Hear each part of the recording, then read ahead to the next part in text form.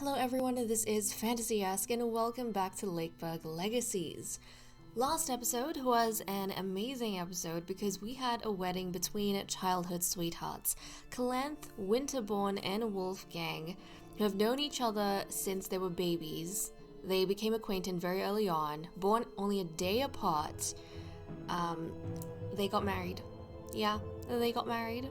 Our lovely Calanth, who looks very mean.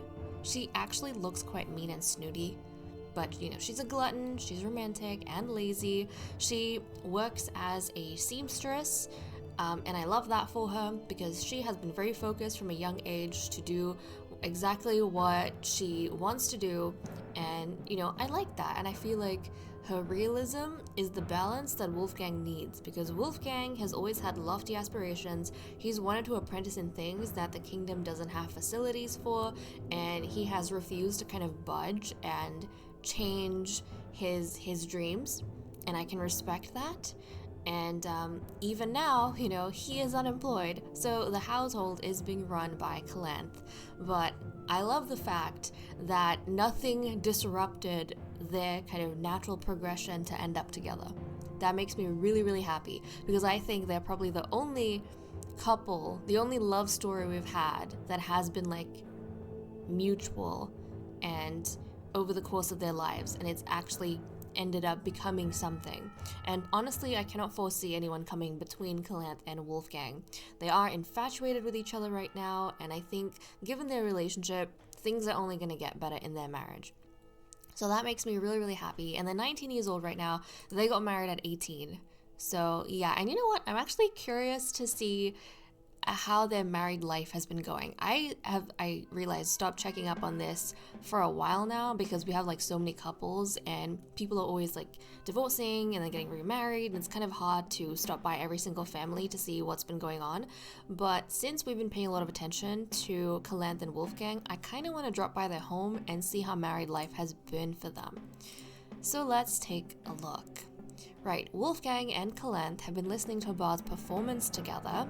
Calanth brought some flowers. Wolfgang and Calanth are arguing over the names they'd pick for the children they don't even have yet. You know what? I don't necessarily see this as like a problem. They have excellent affinity. They definitely want a child of their own. But I kind of love the fact that they're going out, they're having fun together, because it reminds me of when they were 13 and Calanth kind of snuck out in the middle of the day to enjoy herself, and she ended up having her first kiss with Wolfgang, and she had an amazing time, and her buying flowers because I imagine her just being really happy and fulfilled. But then I can totally see, given their relationship, them arguing over something like their children's names, because Calanth and Wolfgang, even though they're always there for each other, have very different ideas of life and the way you should be, and maybe dreams. Calanth is more realistic, Wolfgang is idealistic, so I can see that seeping into maybe things like the names for their children. And I find it adorable that they're arguing over the names of their children. So it's like, yes, they are butting heads, but both of them know that they want to have a family together. I love that for them. Definitely. Okay, that makes me happy. Now, I have gone through and looked at the villagers who need like necessary actions done, but to be honest, there's no one that I can currently help right now. Instead, we are going to be jumping over to recruit some new villagers into Lakeburg. So let's go ahead and do exactly that. Okay, let's take a look. So we have Firmin Devine. Yeah, Firmin Devine, 22 years old, of the noble class. Oh, he could be another Chancellor. Prankster merchant. We already have a prankster, but a Chancellor. And then we have Griselda Faircastle, who's 25 years old, of the noble class. She could be nothing that we need. So Griselda, I'm so sorry, you have nothing that can help us out right now, like livestock farmer, dancer, and knight. We don't have anything for that, but Firmin, another Chancellor? Heck yeah, let's grab Firmin. Come on in, bud. Come on in. Okay, where is he? Where is he? I think I'm gonna change his name. Drogo? He can be Drogo. Grand Prix? I don't know. That sounds like a posh name, doesn't it? Drogo Grand Prix. Let's see. Winterfell! Okay, Drogo Winterfell. It is done. And it is done. So Drogo is going to be our second Chancellor, working alongside Alana. Okay. And I mean, she is kind of trying to influence peasants, right? Who might he influence? It would make sense for him to influence maybe artisans. Well, let's take a look. Like, we only have 3 nobles. Literally, Drogo, Alana, and Oriana. Our prankster. And then the artisans. Let's take a look. So artisans are going, what, like 4 and 1 stars? I'm trying to measure based on how many portraits I can see, because I can't count everyone. And then for the peasants, we have 4 stars. Okay, we have definitely more peasants than artisans, and that's kind of why Alana was influencing the peasants. But I kind of feel like, since we already have someone who's speaking for the peasants, maybe Drogo would speak for the artisans. So I think he's gonna try and satisfy the artisans, and that way we kind of have a balance in the kingdom. Yeah, we have a balance in the kingdom. I think that's going to be quite good because we do have, you know, quite a few artisans as well. And it doesn't matter so much for the nobles because there's only 3 nobles in the kingdom. But hopefully they get along together and they don't kind of butt heads. That would certainly make things interesting. So there we go. I'm actually very, very happy with the arrival of Drogo. It looks kind of interesting too. Looks quite different. But let's take a closer look at him. So he is depressive, obstinate, funny. Okay, he's funny. So he might be someone who you get along well with, but I don't know. He's fussy. He doesn't listen very easily. And he can bring down the mood. And he's also got clubfoot. Well, thank goodness he works an office job and he doesn't actually have to, you know, be going around on the fields and stuff. But okay, he's an intelligent sort of guy. In terms of his preferences, he likes kittens, cuddles, and music, so he's got refined tastes. He dislikes the art of war, muscles, and public executions. You know what? If there was anything to tell me that he's not barbaric, it is all 3 of those. Yeah. We can clearly see he is not one for barbarism, right? Okay, well, we definitely want to see who his wife is going to be, and I desperately hope it is someone who's going to be just as useful as him. But okay, let's get Drogo to find himself a wife and see who it might be. Okay, Cataline, 19 years old, of the peasant class. She is, I don't know, she might be a strong sort of gal or a social sort of gal. They have good affinity. It's like 64%. She's proud, shy, hardworking, and beautiful. We haven't had a beautiful villager since who passed away? Beatrice? Since Beatrice passed away at like 70 something years old. So if we do manage to get her, we're gonna have beautiful. Lakeburg's gonna celebrate at least. Lakeburg is gonna celebrate. But okay, she can be a miner. We have need of miners actually. She can't be a knight or assassin, but she can definitely be a miner. So she would be useful to us. But okay. She likes dueling, meditation, fishing, dislikes the art of war, painting, and gossip. So they agree on the art of war at least, that they dislike it. But let's see. Let's send these guys out on a date and see how that goes. So we're going to start off at the hill by moonlight. We could criticize Lakeburg's countryside or say that there's too much fishermen in the lake. We'll go with the fishermen. Those down water splashes should stop scaring the fish, alright. Catalan can't fish in peace anymore. Okay, and then let's see, we are going to the tavern. We can talk about the benefits of meditation, or we can say money creates more problems. We'll say money creates problems. Cataline still thinks life is easier when you've got silver, gold, and diamonds. Rubies are a plus. And finally, we have a boat ride. So we could talk about painting, Drogo's new passion, or say it's time to duel. We're going to say it's time to duel. Cataline maliciously grins while taking out her sword. First blood wins all. It is going to be a loveless marriage. Not what I would have expected, but since the affinity is so good, maybe it'll, you know, start rough, but end up in a good place. But there we go. Drogo is getting married. Excellent. To Cataline. And let's take a look. Where's Cataline? Cataline Lancelot. Okay. But yeah, we have no minors, so actually she's very, very important because we have 0 minors.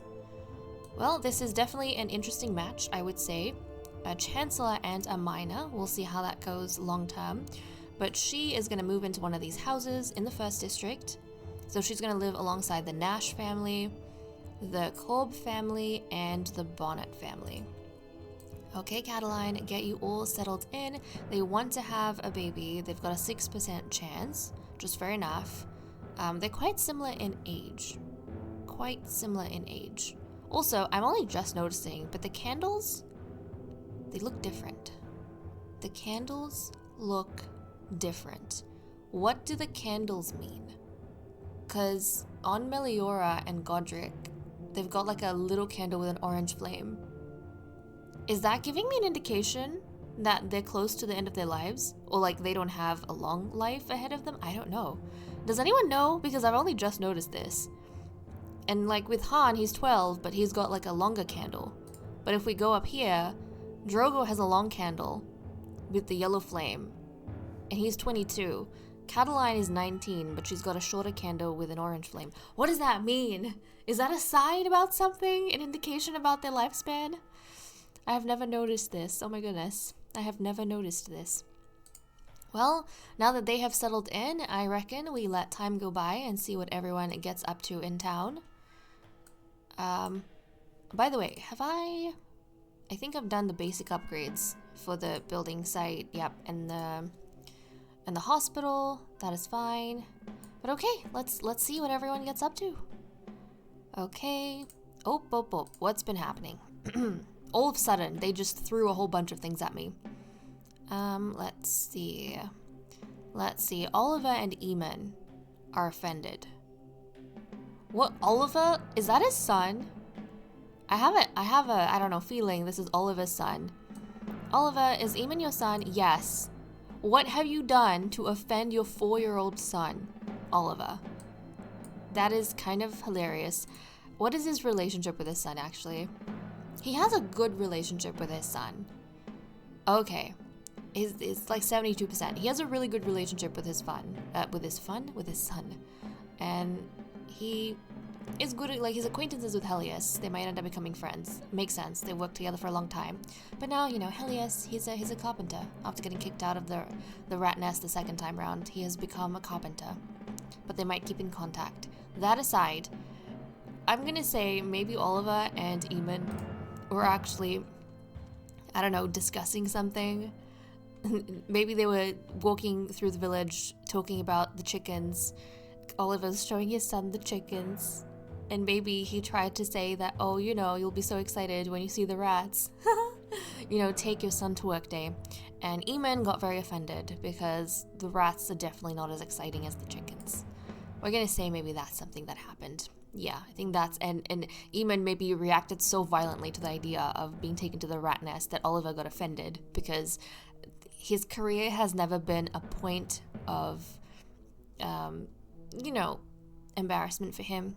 In fact, it's been a badge of pride that he is holding back the rats of Lakeburg from, you know, spreading plague in the village. He has a unique bond with these rats because he controls these rats to an extent or keeps them at bay.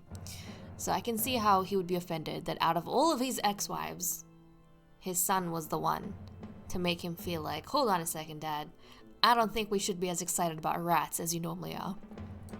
Well, it's okay. It happens, bud. It happens. Let's keep going. See what else is happening in town.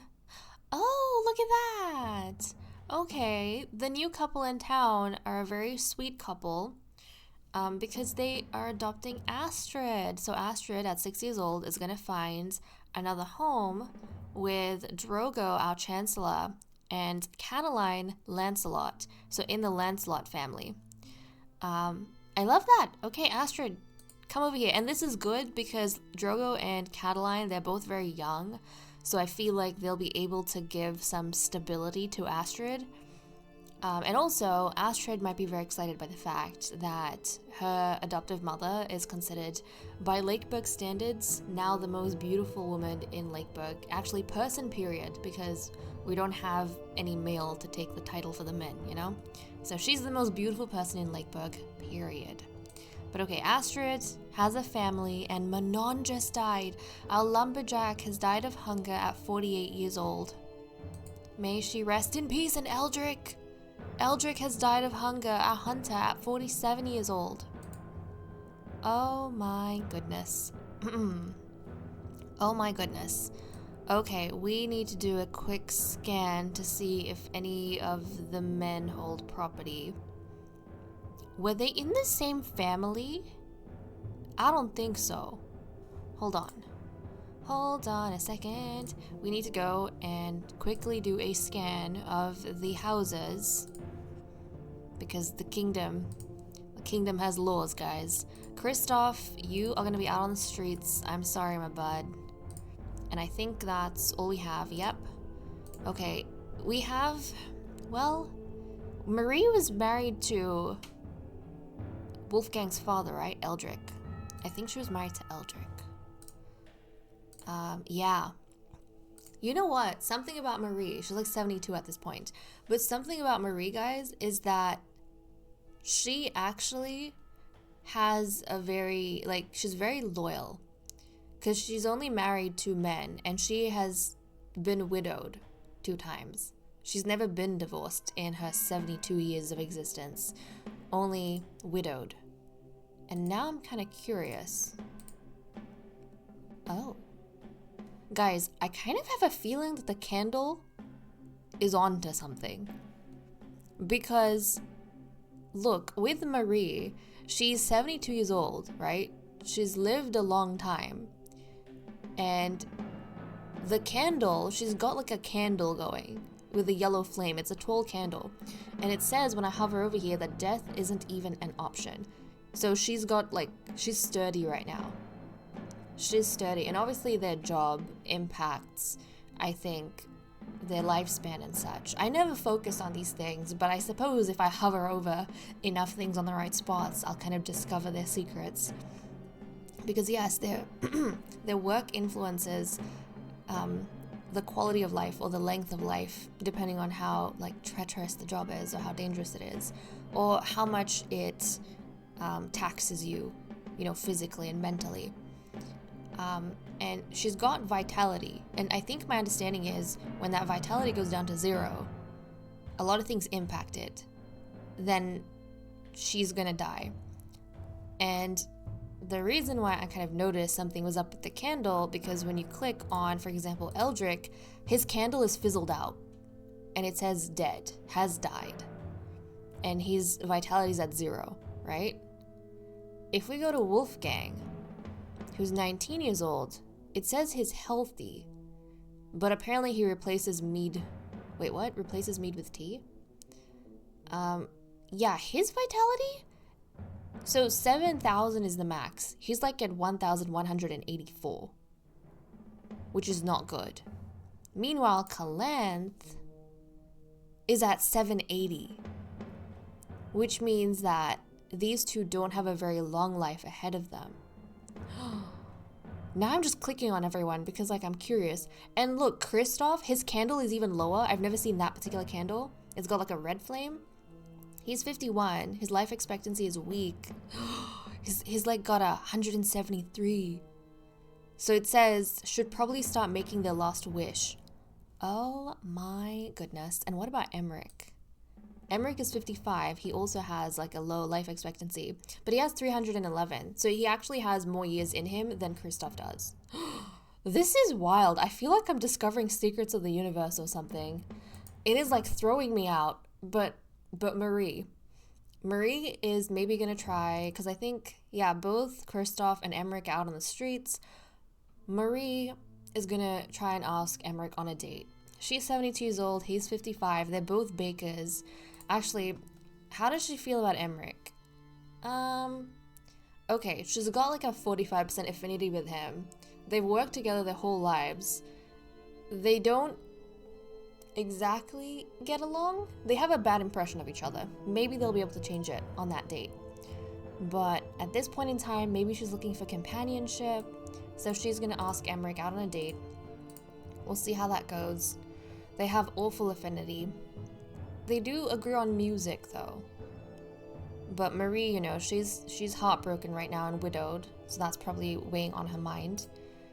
Okay, let's go on a date, see how this turns out. So we're starting off at the Hill by Moonlight. We can talk about good food or about attending the next public execution. We're gonna go with the public execution. What a delightful idea. Emmerich loves to boo and lapidate people, all the more when they're guilty. Okay, we're gonna go to the lake, have a boat ride. We can talk about the sufferings of war, or say that minstrels basically cause too much noise. So we're gonna go with the minstrels. Emmerich loves minstrels, bards, and troubadours, but finds this conversation boring.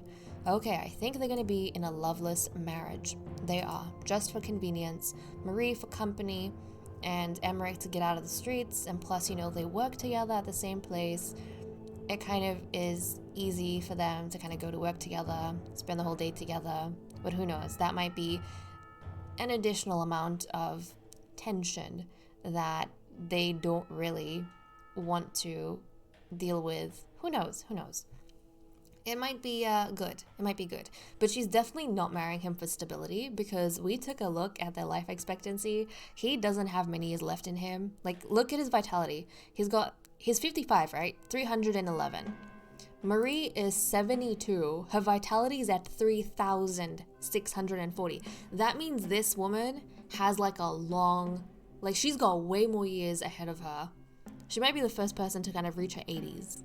Like Marie, she's living a long life, guys. Like, her candle hasn't even been touched. And now I'm suddenly very, very fascinated. Like, who else has a long life? Before we leave, I'm curious. So who else has a long life ahead of them? Where the candle at? Let's check out the candles. A lot of these folk have like short lives. That is wild. Is Marie the only one with a long... Oh, Althea Bonnet. Althea is Marie's granddaughter. Oh, wow. Yeah, that's a granddaughter. But her granddaughter has, like, her vitality's at 3,000, but she's only 15, you know? Huh. But it's okay. This is interesting that she has a long life, just like her grandmother. I kind of love that it's, you know, somehow in the family.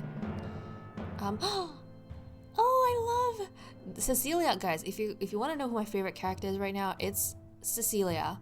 Do you guys have a favorite villager? Mine's Cecilia, because she looks so beautiful to me, even though she's boring and ill-mannered. Cecilia Taylor is stunning, and I'm so happy that she has a long life ahead of her. So that's really nice. Han has a long life ahead of him, which is good to see. Very good to see. Okay, and then Dora apparently has a long life ahead of her, which is good to see as well. So does Naya. Naya has a long life ahead of her. And I think... Oh, and little baby Hermione Stark has a long life ahead of her. So does Eamon Wycliffe. He has a long life. Yeah. Oh, Crispin surprisingly has a long life ahead of him. I wouldn't have expected that. Totally would not have. And who else? Drogo has a long life ahead of him. Yeah, a very long life. Okay, so we have a few people. We have a few folk in town that are gonna live long lives, but I'm still so impressed by Marie. Anyways, guys, with that said and done, I am gonna leave off here. Thank you so much for watching. I hope you all enjoyed, and I will see you all next time. Bye-bye.